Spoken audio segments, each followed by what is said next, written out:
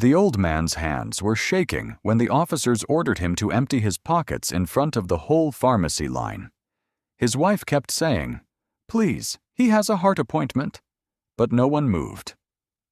Then their heavy-set black son stepped between them, calm enough to make the room colder. Why did the officers laugh when he asked for their badge numbers? Why did one of them whisper, "Big man, you're not built for trouble"? And why did Marcus Reed only smile when the sergeant reached for his cuffs? They thought they were dealing with a soft son protecting helpless parents. They had no idea what he had spent 20 years mastering, and who was already watching from the back of the store. The cuff case clicked open at Marcus's left side. Officer Cole lifted the steel high enough for the people in line to see. The pharmacy smelled of rubbing alcohol, lemon cleaner, and wet asphalt. A receipt printer chattered behind the counter, then stopped. "Hands behind your back, big man," Cole said. Marcus kept his palms open. "For asking why my father was searched?" "For interfering," Sergeant Voss said. Her voice was flat. "Last warning." Harold Reed sat by the blood pressure machine, one hand over the appointment card in his pocket. Evelyn stood beside him with the medicine bag twisted in both fists. Every time her fingers tightened, the bag crackled. "Sergeant," the pharmacist said. The insurance card went through. The system lagged. Voss did not look at him. "Mr. Grant, step back." Nina Calder stared at her screen as if the numbers might rearrange themselves into courage. A woman in a blue work vest lowered her basket. Marcus turned just enough to see his father. "Dad, sit back. Feet flat." "Son?" "Feet flat." Harold obeyed. His shoes scraped the tile. Cole laughed. "He talks like a gym teacher." Marcus read the nameplate. "Officer Cole, what law did my father violate?" "You want to play lawyer?" "No, I want the reason." Voss stepped closer. Her fingers curled against her belt. "You were told to stay out of an investigation," she said. "There is no investigation," Marcus answered. "There is a 74-year-old man with a cardiology appointment and a paid prescription." The doors breathed open. Cold rain air rolled across the tile. Evelyn's medicine bag slipped lower, and Marcus heard the cardboard box inside bend. That crushed sound reached him harder than Cole's laugh. His parents were being made small while strangers studied the floor. "Ma'am," Marcus said, "please call your supervisor before this becomes a formal complaint." Cole's smile vanished. "Did you just threaten her?" "I made a request." Voss nodded once. "Cuff him." Harold pushed up from the bench. The loose blood pressure cuff tapped its metal stand. "No, he didn't touch anybody." "Sir, sit down," Cole snapped. Marcus raised 2 fingers toward his father. "Stop. Breathe." Cole grabbed his wrist. The grip was too tight, angled wrong. Marcus could have turned once, stepped inside the pressure, and ended it before anyone understood. Instead, he let his arm go back. The first cuff closed with a clean, cold click. A man at the end of the line whispered, "This ain't right," but his phone stayed in his pocket. Mr. Grant reached toward the security monitor, then froze when Voss looked at him. "Both hands," Cole said. Marcus gave the second hand. Metal settled against bone. The chain touched the heel of his palm, cold from the cruiser. He looked at Evelyn and lowered his chin, the way he had when he was 12, and promised her he would never use strength just because he had it. "It's all right, Mama." "It is not," she said. Voss leaned close enough for Marcus to smell peppermint gum. "Maybe next time you'll learn to let officers do their job." Marcus held her gaze. "I hope this is recorded." For the first time, Voss blinked. Above aisle 3, the security camera stared down, its tiny red light steady in the glass. At 6:45 that morning, Marcus Reed turned the oatmeal spoon twice and waited until the bubbles settled. Rain tapped the metal awning above the sink. The kitchen smelled of cinnamon, old wood, and the menthol cream Evelyn rubbed into her wrists. "No sugar," she called. "I heard you the first 12 years," Marcus said. "Your father heard me for 51 and still forgets." Harold came in with his cardigan buttoned crooked and his cane tucked under one arm. "I forget on purpose. Keeps the house lively." Marcus set 3 bowls down, each spoon handle turned toward the right chair. Beside his mug lay the blue folder, thick with papers, its corners worn soft from years of travel. Evelyn noticed it. "You bringing work to the pharmacy?" "Just errands after." "That folder never means errands." Marcus slid it under the morning paper. "Eat before it gets cold." Harold lowered himself into the chair. "You didn't sleep." "I slept." "You ironed the same shirt twice." "It had a stubborn wrinkle." Evelyn tapped his knuckles. "You don't have to look plain for us." "Plain is peaceful." A truck splashed dirty water over the curb. The porch rail rattled. Marcus stood before Harold could push back his chair. "I'll fix that before we leave." "Son, we have an appointment. And I have 10 minutes." The porch boards were cold through Marcus's shoes. He knelt by the loose railing with a screwdriver. Mrs. Lila Bennett paused at her mailbox, her rain hood clicking. "Morning, Marcus. Still helping out over there?" "Yes, ma'am." She looked past him to Harold. "Your boy's a blessing. Shame a man that big can't find steady work." The screwdriver stopped. Evelyn stepped into the doorway. "Lila." "What? I mean no harm. Folks talk." Marcus tightened the screw until the rail held. "Folks need hobbies." Harold hid a laugh behind a cough. Mrs. Bennett moved off. Evelyn waited until Marcus came inside. "You could tell her," she said. "No. Just once." "For what? To make her feel smaller?" Harold folded his appointment card. "You spent 20 years teaching men with badges how not to mistake fear for authority." Marcus washed his hands. The water ran cold first, then warm. "Today is about your heart, Dad, and Mama's prescription. Nothing else." The blue folder slid as he pulled the newspaper free. On top was a sealed envelope from the Georgia Public Safety Training Center. Evelyn lowered her voice. "Is Briar Glen the place?" "They asked me to observe before the formal review." Quietly. "Our police?" "Not ours," Harold said. "The city's." Marcus tucked the folder under his arm. "No trouble today." At 8:12, they stepped out together. Evelyn locked the door twice. Harold patted his shirt pocket for the appointment card. Marcus straightened the porch mat. From the corner, a patrol car rolled onto Magnolia Street and slowed. Harold's cane stopped mid-tap. The driver's head turned. Marcus saw a woman in sunglasses despite the gray sky. In the passenger seat, a younger officer laughed at something on his phone. Evelyn whispered, "Do you know them?" Marcus opened the car door for her. "Not yet."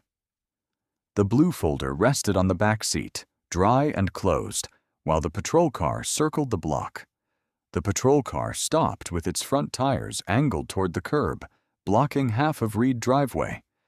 Harold stood beside the passenger door, one hand on the roof, the other around his cane. The damp morning made the handle bite his fingers. Evelyn sat inside with her purse on her lap. Sergeant Voss stepped out first. Officer Cole came around with a citation book open. "Mr. Reed," Voss said. Harold looked at Marcus. "Do I know her?" "No, sir." Cole tore a yellow slip halfway from the pad. "Vehicle obstruction." Marcus looked at the empty street. "Obstruction of what?" "Sidewalk access." "There's no sidewalk on Magnolia." Cole's pen hovered, then scratched harder. Mrs. Bennett stood by her mailbox. Across the street, Alvin Price slowed his mail truck. Voss pointed to the rear tire. "This vehicle may interfere with emergency response." "It's in my driveway," Harold said, "and now we're responding." Marcus saw Harold's thumb rub the edge of his appointment card. "What time was the complaint called in?" Marcus asked. Voss turned.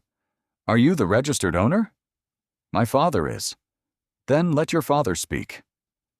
Harold pulled himself taller. His cardigan was buttoned wrong. "I've parked here 30 years. Cole handed him the slip. "Then you've had 30 years to learn." The paper trembled before Harold could grip it. A cold gust shook drops from the crepe myrtle onto Marcus's neck. He stepped close enough to steady his father's elbow. "Don't touch him," Cole said. Marcus released his onto Marcus's neck.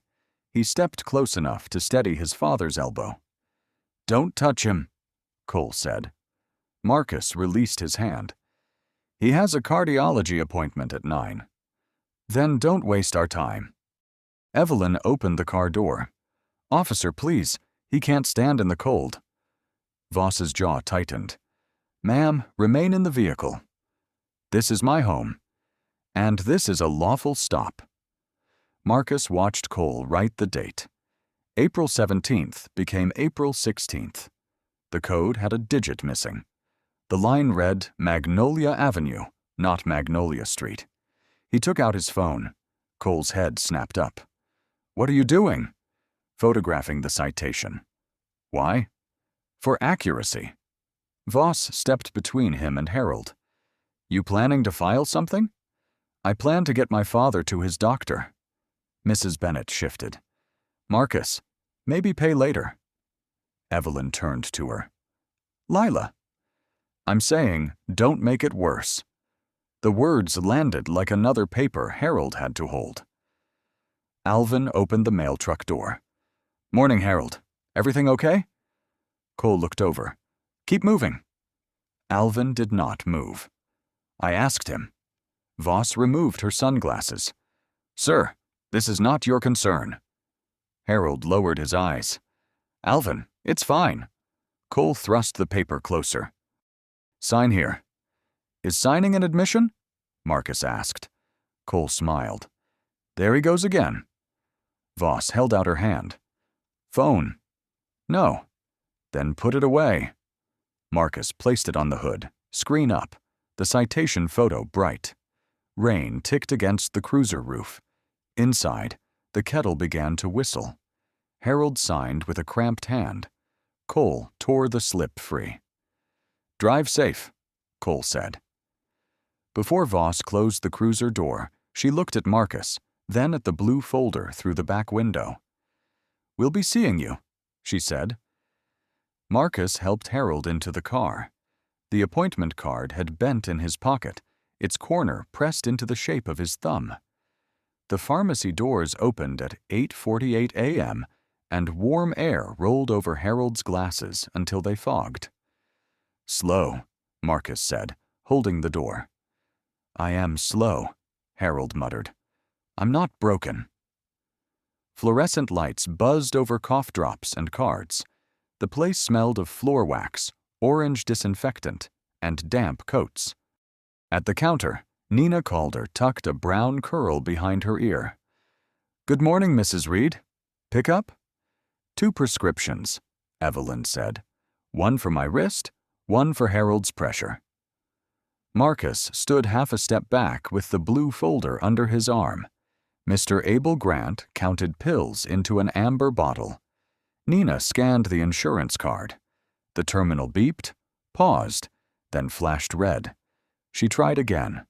Evelyn tightened her purse strap. "It worked last month." "It's the new system," Nina said. "It's been doing this all week." Marcus leaned enough to read the screen. "It says pending verification, not declined."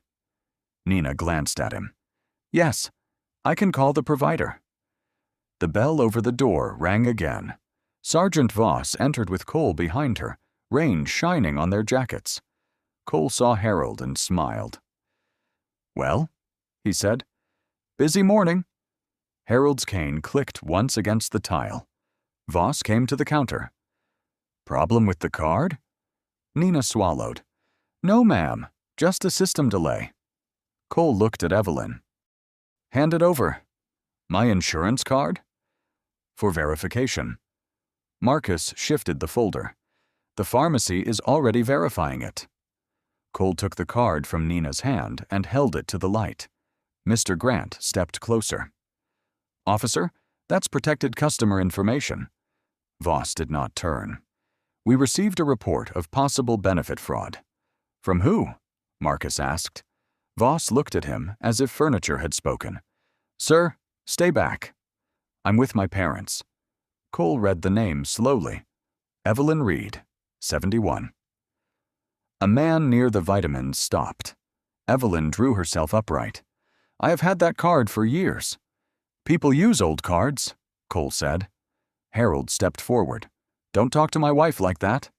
"Sir," Voss said, "empty your pockets." The line behind them went still. Marcus's voice stayed low. "On what basis?" Voss's eyes cut toward him. "You were warned this morning." "That citation had the wrong date." Cole laughed. "Still on that?"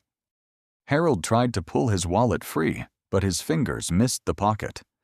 The appointment card slipped out and fluttered to the floor. Evelyn bent too quickly, and Nina's paper bag crackled under her elbow. Nina reached for the terminal. "Sergeant, the card updated. It says active."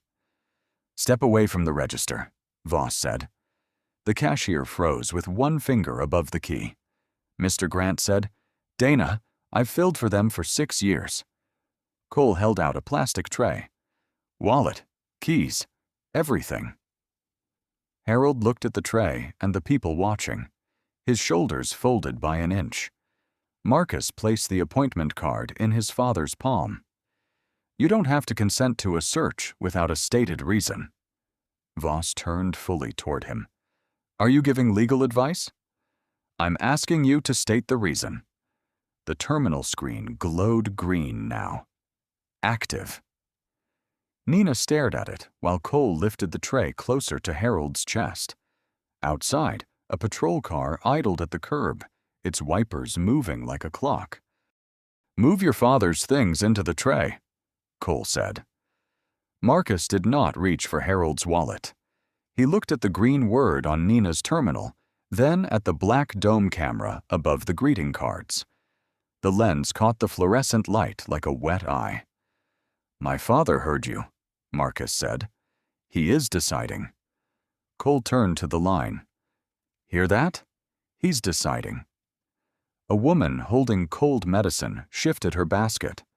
Mr. Grant's counting spatula lay still beside an open bottle. Harold's hand hovered at his pocket, the appointment card shaking against his knuckles. "Dad," Marcus said, "breathe through your nose." "I am breathing," Harold whispered. Cole leaned closer to Marcus's stomach, not his face. "You always coach people from the cheap seats?" Evelyn started to speak. Marcus raised one hand, small and low. "Officer Cole, I am asking Mr. Grant to preserve all camera footage from the time you entered the store." Cole's smile thinned. "You giving orders now?" "No." "A request to a private business." Voss stepped beside the counter. "Mr. Grant, do not interfere with police activity." The pharmacist pushed his glasses up. His coat smelled of peppermint and pill dust.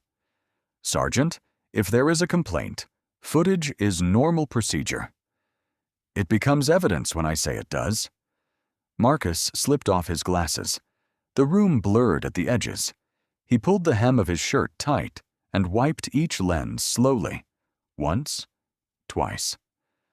No one spoke while he did it. Even the cruiser wipers outside seemed louder. Cole chuckled. "Look at him, taking a break." Marcus placed the glasses back on his nose. "What is the report number?" Voss's eyes narrowed. "The report," Marcus said, "for the benefit fraud allegation. You don't get to demand paperwork." I'm not demanding. I'm making sure my parents know who made the accusation. Cole tapped the tray. The accusation is standing right in front of us. Harold flinched. Marcus's voice dropped. Do not point at my mother. Cole's hand stopped. It was not loud. It was not fast. But something in the aisle changed. Nina looked up. Voss took one careful breath through her nose. You threatening my officer? She asked. I'm setting a boundary. A boundary, Cole repeated. Big man learned a word. Marcus folded the invisible cloth between his fingers. I learned several. Evelyn reached for the crushed medicine bag. The cardboard box inside gave again with a soft crackle. The woman with cold medicine lowered her eyes and held her basket against her chest. Cole stepped into Marcus's space. You think your size scares people? No. Good, because it doesn't. I believe you. Cole blinked, annoyed by the answer. Marcus turned toward the counter. Mr. Grant, please make a written note of the time the terminal changed from pending to active. Voss snapped, Enough. The word hit the shelves and came back smaller now. Nina's finger moved under the counter, finding a receipt. She kept her eyes down, but Marcus saw the quick scratch of a pen. Cole followed his glance. What's she doing? Nina froze. The camera above aisle 3 kept its steady red light, and Marcus knew the next mistake would not be hidden. The bell over the pharmacy door rang once, then shivered in the draft. Alvin Price stepped in with his mail jacket dark at the shoulders and letters under one arm. Rain spotted his cap. He stopped by greeting cards, looking from Harold's shoulders to the plastic tray in Cole's hand. Harold, he said. What's going on? Cole turned. Sir, keep walking. Alvin was 55, narrow as a broom handle, gray at the chin, rubbing his wedding ring when words got heavy. Harold tried to smile. Morning route early? Don't do that, Alvin said. Don't make this normal. Voss stepped from the counter. This is police business. And I'm a customer. You have mail in your arm. Then I'm a customer with mail. A small sound passed through the line. Just air leaving people who still would not move. Marcus kept his hands visible. Alvin, stay there. Cole glanced back. You don't direct witnesses. I'm asking him not to crowd you. Voss studied Marcus, then Alvin. Put the phone away before you make yourself part of this. Alvin's phone was halfway out. The screen reflected strips of light. I can record from here, he said. You can obey lawful instructions. What law says I can't record? Cole stepped toward him. You want to test that? Alvin's mouth opened, then closed. The phone shook. Marcus knew that pause. Alvin, Marcus said, send it somewhere before you put it down. Voss pointed at him. One more word. Evelyn whispered. Marcus. He stopped. The medicine bag crackled as she pulled it tighter. Her knuckles had gone pale. Behind the register, Nina Calder breathed through her mouth. Her pen was under the counter. Receipt paper rested against her palm, warm from the printer. Nina, Mr. Grant murmured, reset the drawer. She understood. He had given her a reason to move. The drawer popped open with a metallic cough. Coins rattled. Nina bent as if counting change and wrote on the receipt, Voss 4172, Cole 3889. 8:56. AM card active. Cole's head snapped toward the sound. Why is that open? Register jam, Nina said. It didn't sound jammed. Old drawer. Mr. Grant lifted his chin. It sticks every week. Cole stared at him. Everybody here got an answer today. No, Alvin said. Most of us don't. Voss walked toward him. Her boots made no squeak on tile. Hand me the phone. Alvin swallowed. Am I detained? Hand me the phone. Marcus watched Alvin's thumb hover over send. Harold saw it too. He lifted one hand from the bench. Alvin pressed the button. The phone chimed. Cole snatched the device before Alvin could lower it. Now you're interfering. I sent it to my wife, Alvin said, and his voice cracked on wife. For less than a second, Voss looked at Cole instead of Alvin. Nina slid the receipt beneath the cash tray, under a stack of pennies. One white edge remained visible. Marcus turned his head just enough to see it. Cole shoved Alvin's phone into his pocket. You can pick it up at the station. Mr. Grant said, That isn't yours. Cole looked at him. Neither is this problem. Outside, the cruiser wipers moved left, right, left. Nobody reached for a basket, a bottle, or a wallet. Nina closed the drawer slowly, but the hidden receipt did not go all the way under. The white edge of Nina's receipt stayed visible under the cash tray. Cole noticed Marcus noticing it. What are you looking at? He said. Nothing that belongs to you. Voss turned. Mr. Reed, step away from your parents and put your hands behind your back. Evelyn made a small sound. The medicine bag collapsed in her hands with a dry crackle. Harold pushed both palms against the blood pressure chair. No, Harold said. No, you don't. Dad, Marcus said without turning. Sit down. Cole laughed. Now he's giving commands. Feet flat. Breathe in for 4. Harold's cane slid against the chair leg and tapped the tile. Voss stepped closer. Hands behind your back. Sergeant, Mr. Grant said. He has not touched anyone. He is obstructing an investigation. There is no investigation number, Marcus said. Cole seized Marcus's left wrist. The grip was clumsy, thumb over bone. Marcus felt the old map of his training open. Turn the elbow, break the line, step inside. His shoulders did not move. Cole pulled harder. Don't resist. I'm not. The first cuff closed. Cold metal found Marcus's wrist with a clean click.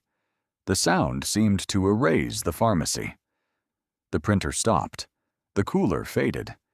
Even the wipers outside reached the glass edge without a squeak. Evelyn stared at the cuff as if it had been placed on her. Please, she said. He's our son. Voss did not look at her. Ma'am, step back. Harold rose anyway. One knee dipped before he caught the chair. Marcus turned his head. Sit, please. Marcus, let me do this right. That stopped him. Harold sank back. The appointment card lay on his lap, bent, blurred by a wet thumbprint. Cole dragged Marcus's other hand back. Funny, you don't feel so tough now. Marcus gave him the wrist. The second cuff closed tighter. The chain touched the heel of Marcus's palm, icy from the cruiser. For one breath, he saw Harold teaching him never to swing when angry. Evelyn had called from the porch that strength should make people feel safe. Cole leaned near his ear. Big man, little cuffs. Marcus looked at the black dome camera. Officer Cole, you are using unnecessary pressure on the right cuff. Cole's face warmed. You want to complain about comfort? I want the record clear. Voss took his upper arm, hard enough to claim him. Move. Nina's lips parted. Alvin stood by the greeting cards with empty hands, his phone gone. A birthday envelope fell face up. For someone special. Nobody picked it up. Mr. Grant, Marcus said, my mother's medication. Voss pulled him toward the doors. You lost the right to make requests.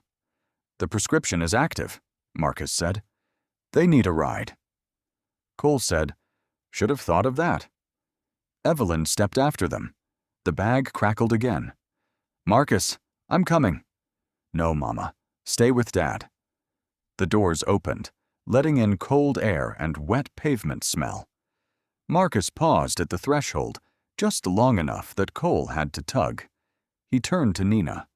Her hand was still on the drawer. "Save it," he said. Voss tightened her hold. "Outside." As they led him into the rain, Marcus heard Harold counting under his breath because Marcus had told him to breathe in 4s. 1, 2, 3. The doors slid shut before 4. The doors sealed with a soft rubber thump, leaving rain streaking the glass.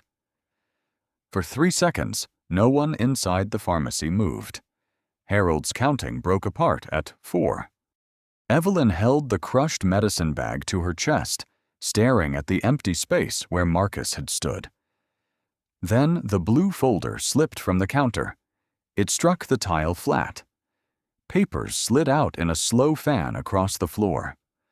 One cream envelope spun once and stopped near Cole's wet boot print.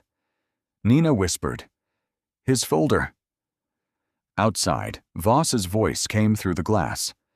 "Put him in the back." Cole re-entered alone, rain shining on his shoulders. "Nobody touches that." Mr. Grant stepped from behind the counter. "It belongs to Mr. Reed." "It's part of the incident." "You mean evidence?" Cole's eyes cut to him. "You want to keep talking?" Harold pushed up. His cane knocked the blood pressure machine. "That is my son's property. Sit down before you fall." Harold stopped because Evelyn's hand found his sleeve. Nina looked down. The cream envelope had turned enough for her to read the return line, Georgia Public Safety Training Center. Below it was Marcus Reed. A drop from Cole's jacket fell onto a document. "Officer," Nina said, "it's getting wet." Cole put his boot beside the envelope. "Then stop staring at it." Alvin stepped forward. "You're not taking his papers, too." Cole's smile left. Mr. Grant moved toward the security monitor. Cole snapped, "Stay where I can see you." "I am preserving store records." "You preserve when we ask." "No," Mr. Grant said. "I preserve when a customer is removed in handcuffs." Nina crouched as if picking up a fallen pen. Her fingers slid under the nearest paper. She angled it away from the wet boot print. Cole stepped closer. "I said, don't touch." She froze. On the page, she saw fragments. Use of force review. Complaint procedure. Instructor, M. Reed. "Nina," Mr. Grant said, "stand up." She rose, but her eyes stayed on the page. Evelyn saw her face change. "What is it?" "I don't know." Cole scooped the papers with careless fingers. 2 sheets folded at the corners. The cream envelope slid across, reflected light, and stopped against the counter base. "That folder is coming with us," he said. Harold's hand shook around the appointment card. "He asked for his mother's medicine." Mr. Grant reached for the amber bag. "Mrs. Reed, I have it ready." Cole pointed at him. "No transfers until we clear this." "The card is active," Nina said. "Quiet." "It says active." Cole's radio hissed. Voss's voice cracked through. "Bring the documents." "Copy." Nina looked at the cash drawer. The hidden receipt was still there, a white edge under the pennies. Badge numbers. Time. Card active. Not enough. The cream envelope lay at her shoe now. Its seal was smudged, but a phone number sat in the lower corner.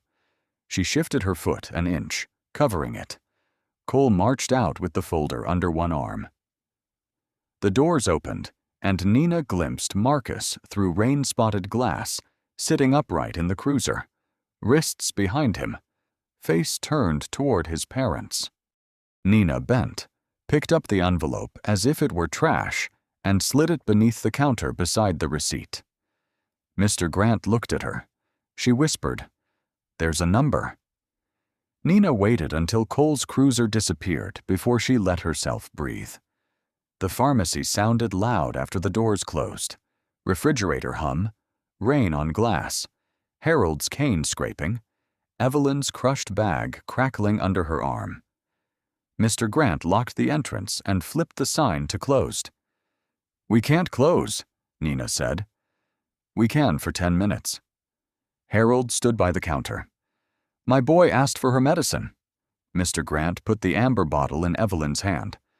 No charge today. Evelyn shook her head. We pay our bills. Then pay tomorrow. Nina lifted the cream envelope. Mrs. Reed, do you know what this is? Evelyn read the return line. Marcus's work. What kind? Harold looked at the door. The kind he doesn't mention unless someone needs protecting. Nina dialed the number under the center's address. Her hands shook, so she used the landline. A woman answered on the third ring. Georgia Public Safety Training Center, Monroe speaking. My name is Nina Calder. I work at Briar Glen Pharmacy. I have an envelope addressed to Marcus Reed. The line changed. Not static. Attention. Is Mr. Reed with you? He was arrested here. Say that again.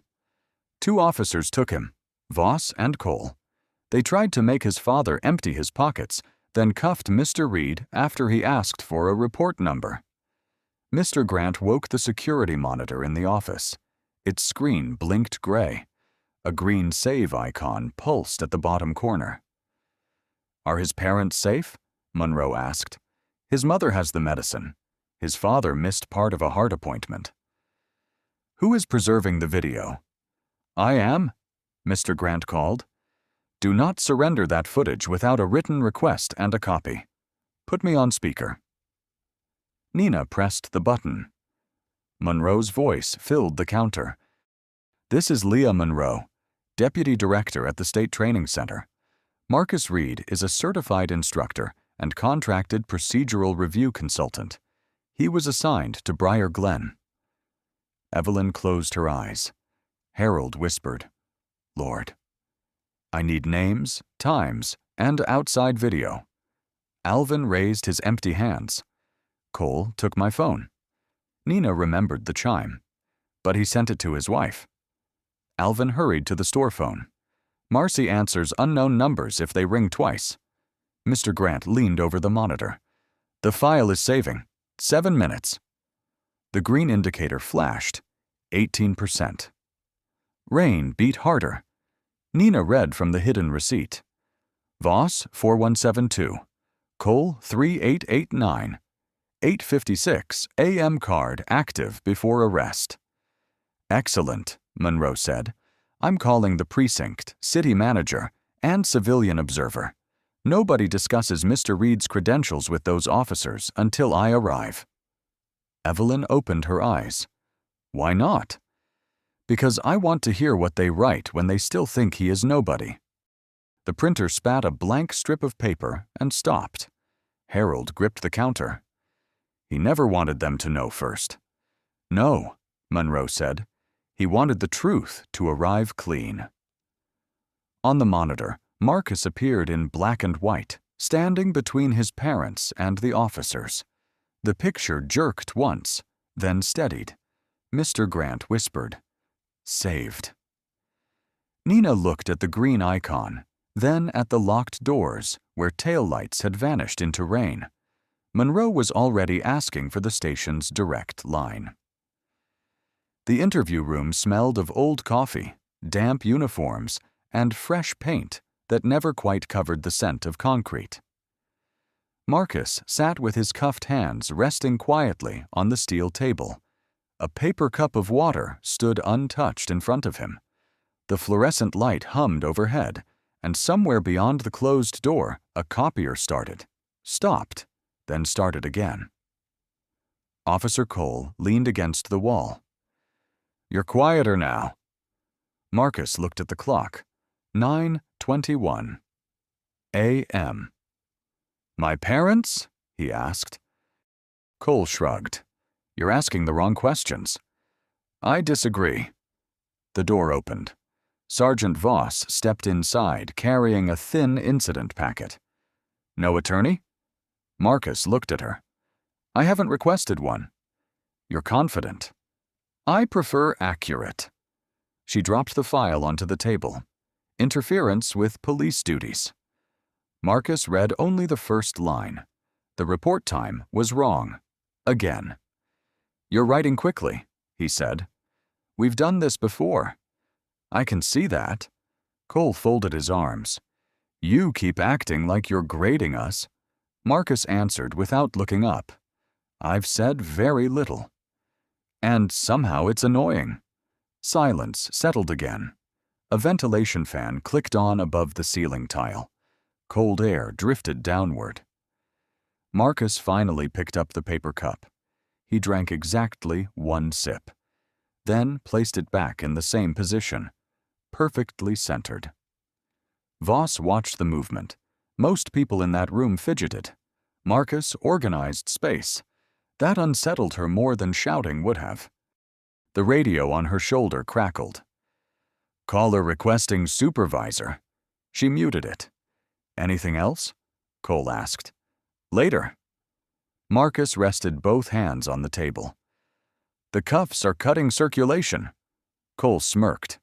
They're supposed to remind you you're under arrest. They're supposed to fit. You filing another complaint? Marcus didn't answer. He simply rotated his wrists enough for the metal edge to show the slight pressure mark.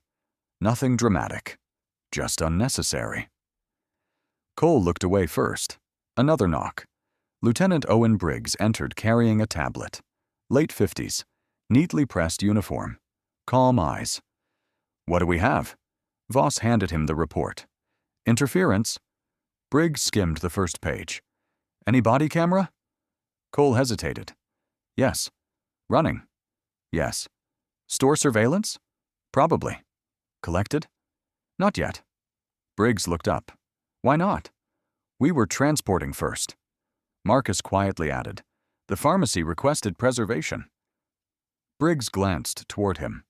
You're Marcus Reed? Yes. Anything you'd like to add? Marcus looked directly at him.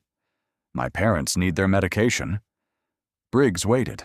Marcus said nothing else. That all? Yes. Briggs frowned slightly. No explanation. You'll have recordings. Cole shifted. He keeps doing that. Doing what? Answering without answering. Marcus finally spoke again. I've answered every question. Briggs studied him another moment. Outside the room, another radio erupted. Training center, requesting immediate contact. The voice disappeared before anyone could make out the rest. Voss reached for her radio. Static. Nothing. She frowned. Marcus noticed. He said nothing. Briggs closed the report. I'll review the footage before we move forward. Cole looked surprised. We already have probable cause. I said I'll review it. The lieutenant left. The room became quiet again. Cole exhaled loudly. You've got lucky timing. Marcus looked at the clock. 9:27. My father's appointment started 3 minutes ago. Voss watched him. You're still thinking about them. I've never stopped. The radio crackled again, this time louder. Deputy Director Leah Monroe requesting immediate supervisory contact. Every face in the room changed except Marcus's. Cole looked toward Voss.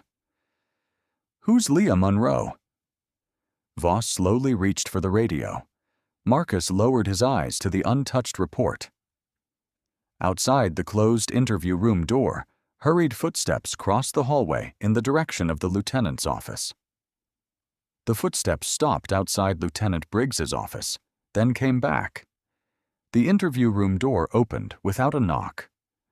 Leah Monroe entered first, 46, silver at one temple, her rain-dark trench coat folded over her arm.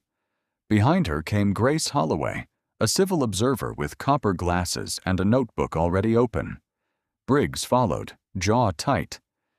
Sergeant, remove Mr. Reed's cuffs. Cole gave a short laugh. Sir? Now. Marcus kept his wrists on the table.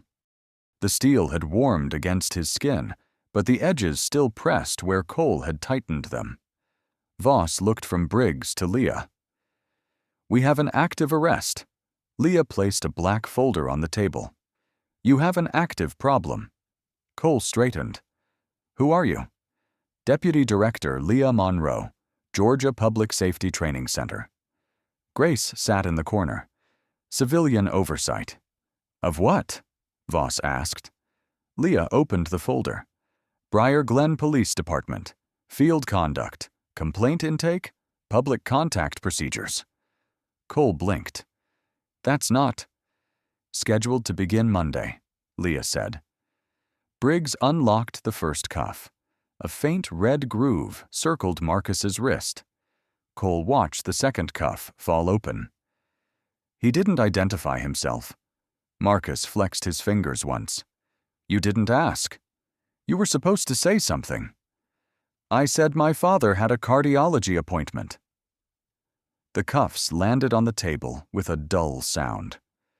Leah slid 2 documents toward Briggs.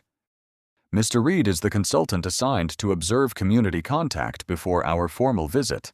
Former federal de-escalation instructor. Certified defensive tactics instructor. 20 years in procedural standards.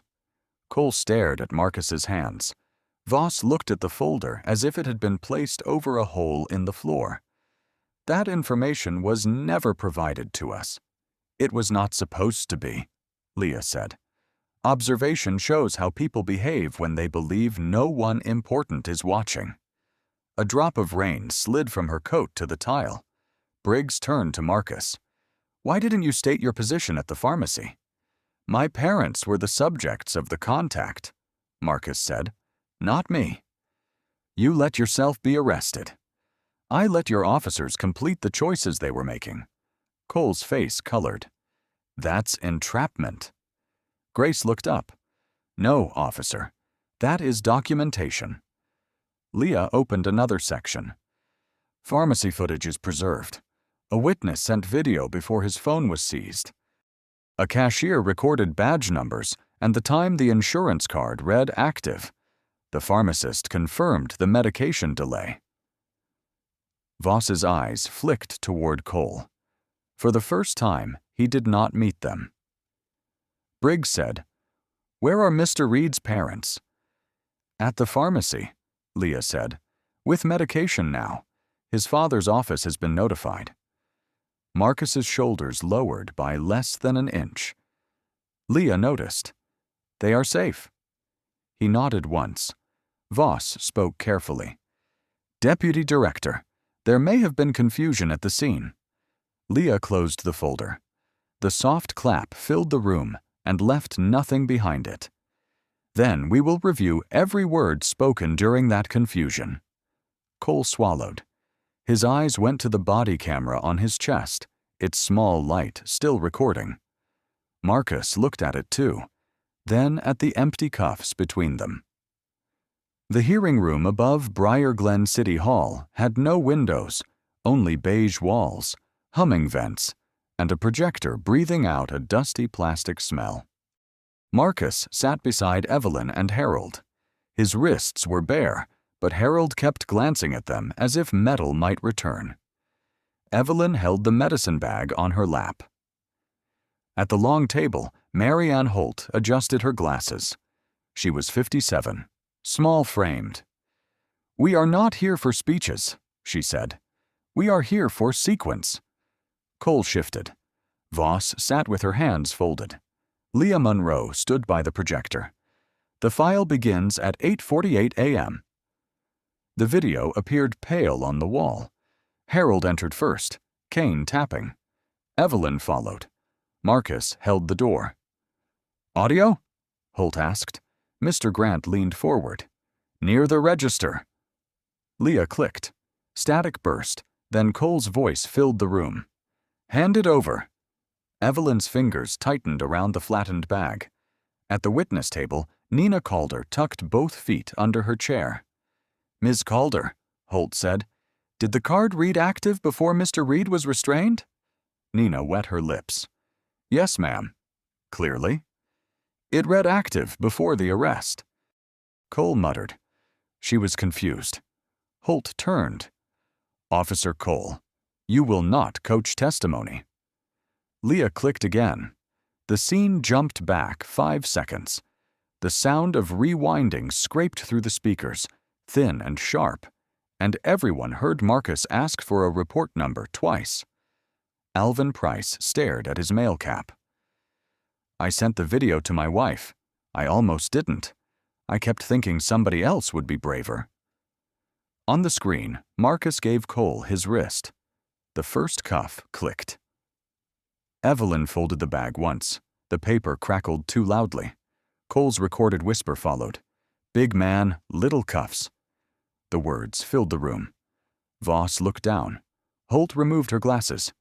Pause. Marcus's face froze on the wall, turned toward his parents. Behind him, customers studied shelves, baskets, tile, anything but him. Sergeant Voss, Holt said, what threat did Mr. Reed present? He was interfering with a lawful inquiry. What physical action? He was verbally escalating. Leah said, answer the chair. Voss looked at the image. No physical action. Holt wrote it down. Harold's fingers found Marcus's sleeve. Not a grip. A check that he was still there. Mr. Grant testified next. The card was active. The recording was saved. His folder fell after the arrest. He stopped. I should have stepped around the counter sooner. Marcus turned. You preserved the record. Mr. Grant nodded. Nina lifted the receipt from under the cash tray. The paper curled from heat. Ink smudged where her thumb had pressed too hard. I wrote the badge numbers because I was afraid I'd forget. Holt looked at Cole. And the witness phone? Cole's jaw moved. Returned after processing. Grace Holloway raised her notebook. After Monroe requested it. Holt faced the first row. Mr. Harold Reed, you do not have to speak today. Harold pushed himself upright with both hands on his cane. I know. Marcus turned slightly. Dad. Harold kept his eyes on the commission. But I want the record to know my son told me to breathe while they were putting cuffs on him. No one wrote for a moment. Then every pen in the room began moving. The question came from the left end of the commission table. Mr. Reed, Mary Ann Holt said, with your background, why didn't you stop this before it reached handcuffs? Nina's pen stopped. Alvin pressed both thumbs into his mail cap. Cole stared at the table, his shoe tapping the chair leg. Marcus looked at Harold's hand on his sleeve. Evelyn's medicine bag lay flat on her lap, folded until the label had a crease through her name. Define stop, Marcus said. You teach tactics, Holt said. Some will ask why you didn't protect your parents more forcefully. My parents needed me to bring them home, Marcus said. Not win. Leah Monroe stepped forward. For the record, Mr. Reed is not obligated to explain restraint. I'll answer. Under his chair sat his black gym bag. Leah had asked if he wanted credentials displayed. He had said no. The zipper was open an inch, and the edge of a black belt showed. Marcus touched neither the bag nor the belt. When I was 19, he said, my instructor put me against a man half my size. I moved too hard. The man fell. He told me, a belt is not permission. It is a debt. Cole muttered. This isn't a martial arts class. Officer Cole, Holt said. Marcus continued. If I had used what I know in that pharmacy, the story would not be about my father's pockets or my mother's medicine. It would be about a large black man who moved fast near 2 officers. Everybody here knows what that headline becomes.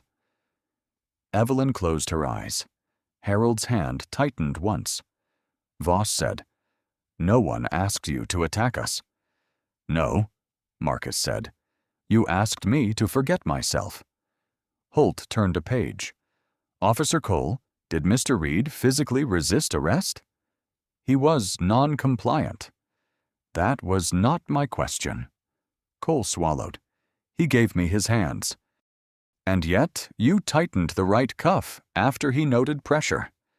I was maintaining control. Leah clicked the remote.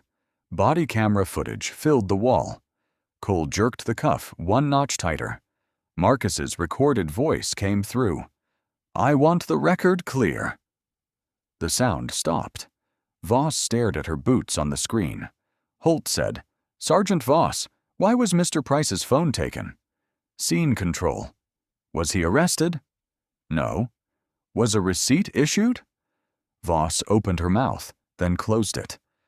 Grace Holloway lifted one finger. "None is in the file." "We returned it," Cole said. "After the deputy director called," Alvin said. Holt wrote. The scratch of her pen sounded louder than the vents. "Temporary suspension pending final review," she said. "Badge access restricted. Statement corrections by 5 p.m." Cole sat back. "For both of us?" "For both officers." Voss turned to Marcus. Her face had lost clean edges. "Mr. Reed, I misread the situation." Marcus looked at Evelyn's bag. "You read people." No one moved. Leah gathered the folders. "Mr. Reed requested that the footage be used in training, with the family's faces blurred." Cole frowned. "You want us in a training video?" "I want the next Harold Reed to leave with his medicine," Marcus said. Under his chair, the black belt remained inside the bag, unseen by the public, unused by the man who had earned it. Holt closed the session, but Marcus stayed seated until his father stood without help. The poster came in a cardboard tube that smelled of glue. Marcus carried it into the Briar Glen training room at 7:10 a.m., 1 week after the hearing. Coffee cups were gone, but a ring stain shaped like a badge remained on the corner table. Rain ticked against the high windows. Lieutenant Briggs stood by the front row. "I can hang that." "I've got it," Marcus said. 12 officers sat in folding chairs. Voss was in the second row, out of uniform. Cole was not present. His name appeared once on the agenda, pending separation review. Briggs cleared his throat. "Before we start, Mr. Reed, I want to state—" "Say it to my parents." At the doorway, Harold rested both hands on his cane.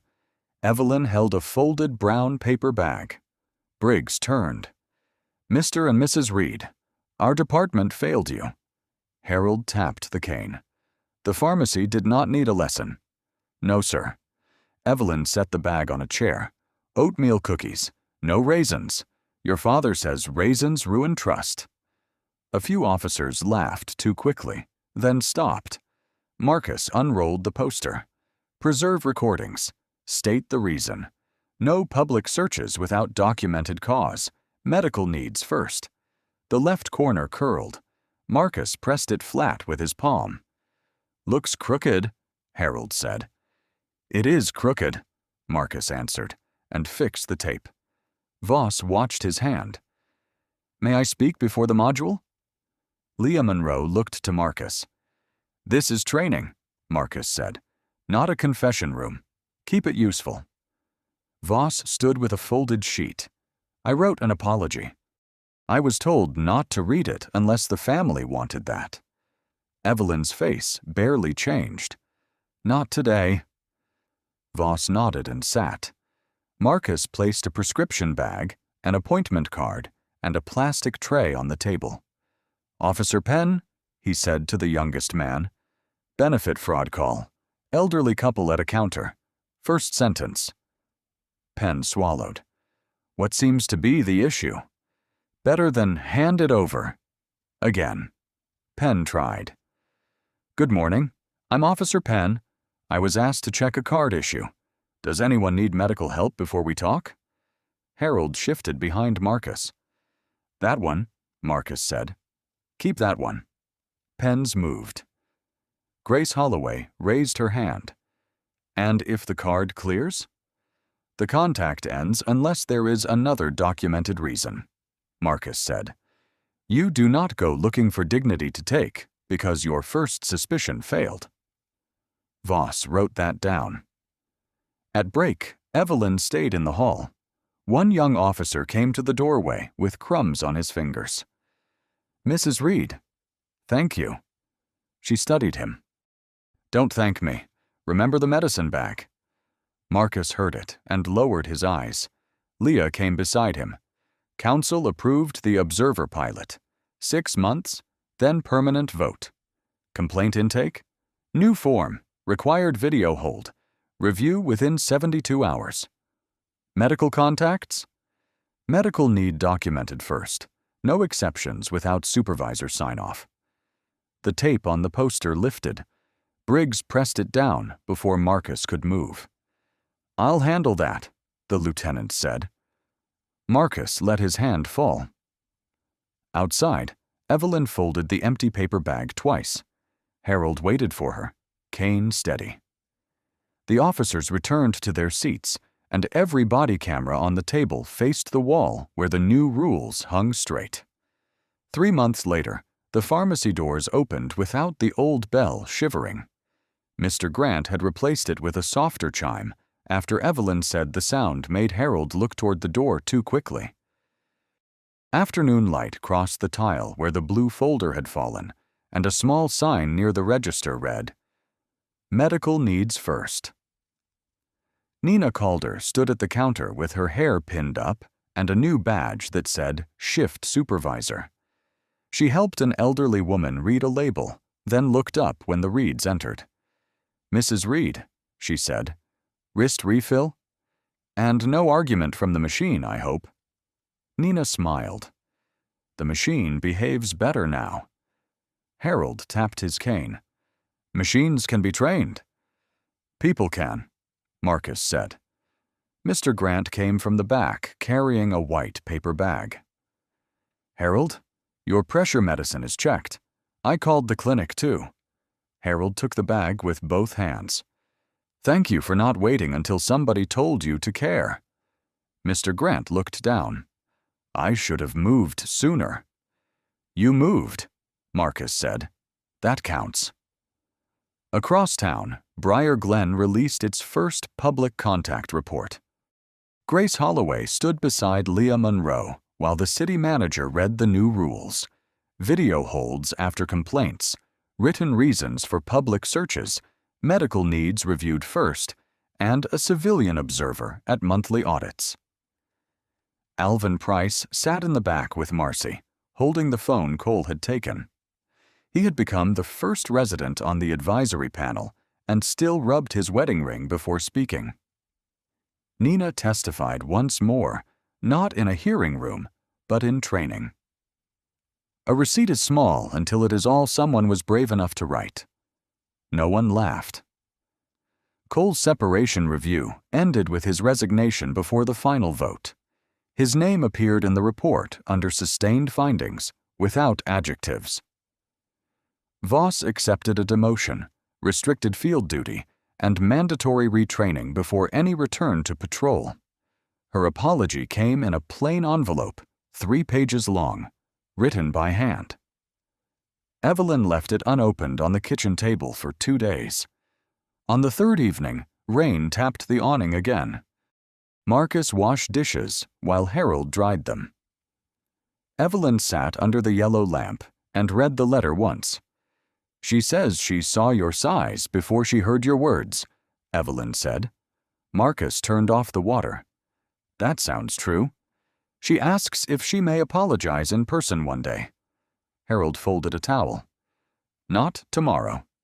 "No," Evelyn said. "Not tomorrow." Marcus nodded. "You decide." Evelyn placed the letter beside the old appointment card. Its bent corner had never flattened completely. Later, Marcus opened the lower kitchen drawer. The blue folder lay inside with new papers added. The public report, the pharmacy policy sheet, Nina's receipt, and a photograph of Harold and Evelyn from 1975, standing outside a courthouse with younger faces and hands linked like a promise. Marcus touched the folder's worn edge. Harold came to the doorway. "You putting it away?" "For now." "You ever wish you had shown them?" Marcus knew what he meant. The belt, the credentials, the easy answer. "No," he said. "I wish they had seen you first." Harold looked toward Evelyn, asleep in her chair with the opened letter on her lap. The house smelled of dish soap, cinnamon tea, and rain cooling the porch boards. Marcus closed the drawer gently. This time, nothing spilled. If this story reminded you of a moment when someone was judged before they were heard, share your thoughts in the comments. Sometimes one witness, one receipt, one saved recording, or one quiet voice can change what happens next. Send this story to someone who believes dignity should never depend on status, age, size, or uniform. And if you want more stories about justice, quiet resilience, family strength, and real systemic change, subscribe and stay with us for the next one. The strongest people are not always the loudest in the room. Sometimes they are the ones who keep their hands open when everyone expects them to fight.